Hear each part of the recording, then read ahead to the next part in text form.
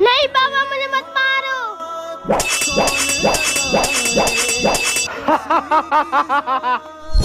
अरे मम्मी गिलर, तूने अपने बेटे को ही मार दिया। अभी रुक, अभी पूरे मोहल्ले को बता के आता हूँ। अच्छा अभी रुक। तू इस बात का बिल्कुल नहीं पता। जंजीर वाले मौलाना साहब, इस मम्मी गिलर ने अपने बेटे का कत्ल कर दिया। क्या मम्मी किलर, तूने अपने बेटे को ही मार दिया?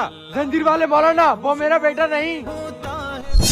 आज मम्मी किलर के बेटे के रूप में आके सब गाँव वालों को मार दूंगा। बन गया मम्मी किलर का बेटा। मेरा बेटा वो रहा।